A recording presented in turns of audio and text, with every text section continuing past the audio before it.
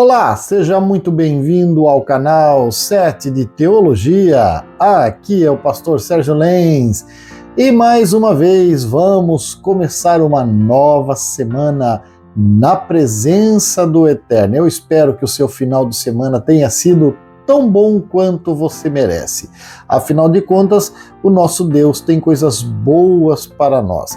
Mesmo os momentos de aflição, mesmo os momentos de dor, de dificuldade, de falta daquilo que gostaríamos de ter, é a mão do Eterno nos conduzindo para um aprendizado, para um momento de crescimento espiritual.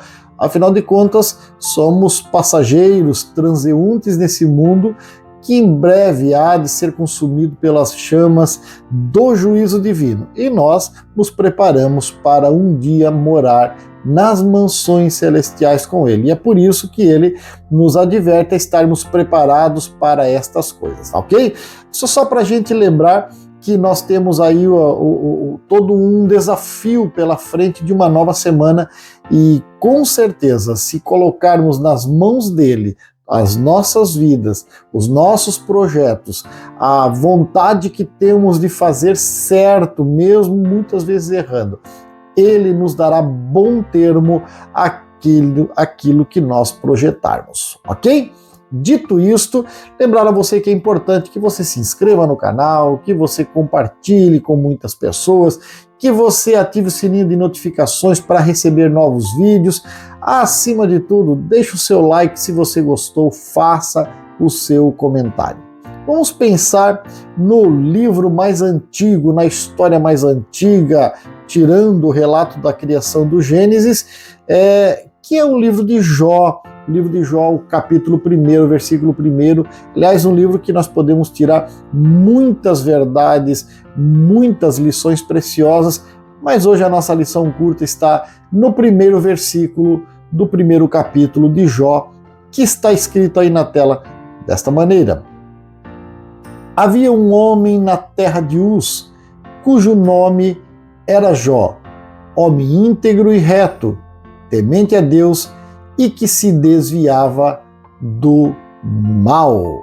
Olha aí, tanto o escritor nos relata isto, quanto depois o próprio Deus vai dar testemunho a Satanás do caráter, da integridade deste homem.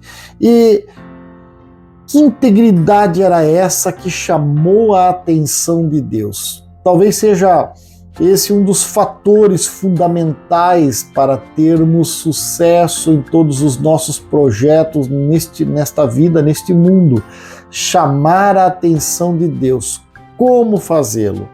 E talvez essa seja a resposta aqui no livro de Jó de como podemos alcançar este sucesso com a ajuda e a bênção do Senhor. Jó tinha uma integridade que era divina, que era santa, e mesmo muito antes do cristianismo, sua integridade era cristã, a verdadeira integridade cristã, porque o autor do livro vai nos dizer que ele era um homem sem manchas, sem máculas, não haviam manchas visíveis de pecado na vida de Jó, nada que pudesse humanamente acusá-lo de qualquer crime, de qualquer erro, de qualquer quebra de lei. Jó também era um homem honrado, e isso seus vizinhos, os seus amigos, a própria esposa, aqueles que se relacionam com ele vão nos relatar. Tanto é que os seus 3 amigos tentam de alguma forma relacionar Jó a algum pecado oculto, a alguma forma de desagrado a Deus, e criando situações de acusação contra Jó, de modo que Jó era um homem tão honrado que no término do seu livro vemos Deus irado contra os seus 3 amigos, e inclusive coloca uma condição sine qua non para perdoá-los e não matá-los, que Jó orasse, oferecesse sacrifício por eles pedindo perdão pelos seus pecados, por terem acusado Jó de algo que eles não sabiam. Então é importante ser um homem honrado, honrado entre aqueles por onde vive, honrado diante da família, honrado diante de Deus e diante das hostes espirituais. É importante isso. Mas vemos que o livro nos vai dar testemunho que Jó era um homem que respeitava Deus. Mesmo quando ele, em algum momento, pede a sua morte, que ele diz, eu não aguento mais, melhor teria sido no dia em que se disse, nasceu um homem, que nasceu um aborto, que eu tivesse sido morto, pelo menos eu não estaria passando por tudo isso, mas percebemos que ele estava respeitando a Deus, porque ele, quando se pronuncia desta forma, que seria melhor que tivesse morrido no dia do seu nascimento, ele estava querendo dizer, eu estou causando transtorno a Deus. A minha vida, de alguma forma, está trazendo algum tipo de transtorno e eu não gostaria que fosse assim. Então, melhor que eu tivesse morrido antes. Então, vemos aí que Jó, de fato, respeitava Deus e mesmo quando Deus se apresenta a ele no final do seu livro, dizendo, ei Jó, vamos conversar, eu vou te dar aí umas 40 e poucas perguntas, e você me responda onde que você estava quando eu fiz estas coisas que aqui vou relatar. E no final Jó diz, olha, eu só conhecia o Senhor de ouvir falar, mas agora os meus olhos te contemplo e olha, me abomino no pó e na cinza.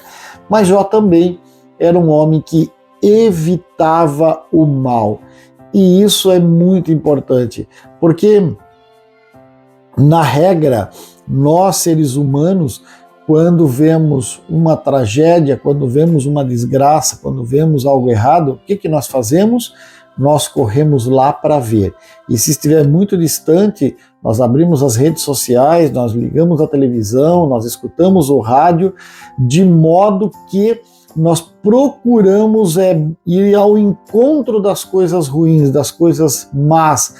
E o que é que vem de jornal? O que é que vem de notícia hoje, se não a desgraça alheia? Jó não, Jó evitava o mal. E é por isso que Jó é esse homem íntegro, reto, que temente a Deus, que se desvia do mal, que a Bíblia começa no seu livro nos relatando. Mas veja só, essas palavras, elas são belíssimas, elas são palavras lindas, foram tiradas do testemunho de Deus. Não é simplesmente um homem falando de outro, ou o próprio Jó escrevendo uma autobiografia. É Deus dizendo, esse é o homem. E Deus não está falando para qualquer um, ele está falando para o diabo. E quando Deus diz, Jó é um homem íntegro, essa palavra integridade, ela precisa fazer parte das nossas relações. E eu começo essa semana admoestando a todos nós que a integridade seja a nossa palavra de ordem, que a integridade seja o nosso lema nessa nova semana que começa. Porque, segundo o dicionário do Webster, a integridade ela é a condição inalterada de alguém que é intacto nos seus desígnios morais, é alguém que mantém algo inalterado, que segue uma tabela, uma risca. Às vezes você vê um vídeo de câmera de segurança de alguém batendo no guarda-reios, aí você diz, foi um acidente, ele bateu no guarda-reio, o guarda-reio estava ali na frente dele e acabou destruindo o carro. Não, o guarda-reio estava protegendo de ele cair na grota, na ribanceira, e dessa forma vir a óbito. Então, o guarda-reio é aquela lei que nos ajuda a manter a nossa estrada, o nosso caminho inalterado. E Jó era isso, uma condição inalterada. Essa integridade também, ela nos remete para a solidez, e solidez nos lembra firmeza, palavra firme, palavra honrada, palavra íntegra, palavra que não volta atrás. Aliás, quando o salmista pergunta quem é que vai morar no teu santo monte. E ele entre algumas características, ele diz isso: aquele que mesmo com dano seu não volta atrás da palavra empenhada. Ou seja, ele é sólido, ele é firme no que fala. Mas também a integridade, ela nos lembra a aderência firme ao código moral de valores especiais. Quer dizer, alguém que vê aquilo que é certo, os códigos morais corretos, e diz: é por aqui que eu vou andar. Não, mas a sociedade está indo aqui numa libertinagem geral, uma intolerância, uma tolerância geral, melhor dizendo. Não, ele diz: aqui é nesse código moral especial que eu sou chamado e é por aqui que eu vou andar. Mas a integridade também fala de incorruptibilidade, ou seja, não ser corrupto. Como é difícil nos nossos dias não ser corrupto. Você consegue praticar a incorruptibilidade?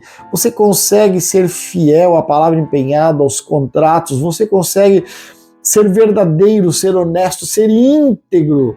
Pois é uma das características de Jó. A integridade também é a qualidade de estar completo e não ser divisível. Quer dizer que quando alguém olha para você, não vê uma forma de estar, de proceder de um jeito e depois em outro momento de outro. Não vê alguém com máscaras, não vê alguém que se apresenta de uma forma, mas na verdade lá no fundo ele pensa de outra. Não, é uma pessoa completa, não divisível. O que você é em casa, você é no púlpito, você é no trabalho, você é na estrada, você é nas relações sociais de modo geral. E claro, Jó nos apresenta o modelo que Deus nos pede da perfeição humana. Então, ser íntegro é ser perfeito. E aí o texto vai dizer lá no Novo Testamento: sede perfeitos, como o vosso Pai Celestial também é perfeito. É fácil? Não é, mas é possível, principalmente nos nossos dias, porque nós recebemos o Espírito Santo, o Espírito que nos ajuda, que geme com gemidos inexprimíveis, que nos orienta acerca de toda a justiça, do juízo e daquilo que deve ser feito. Então, vamos fazer uma semana com integridade, para que a bênção do Senhor repouse sobre nós, e certamente nós chegaremos no próximo domingo contentes para adorar a Deus no seu templo, no seu santuário, porque dele recebemos a bênção. Afinal de contas, como eu sempre digo, ele era, ele é, ele será o maior, o melhor e o mais fiel companheiro. Um forte abraço, eu te espero no próximo encontro.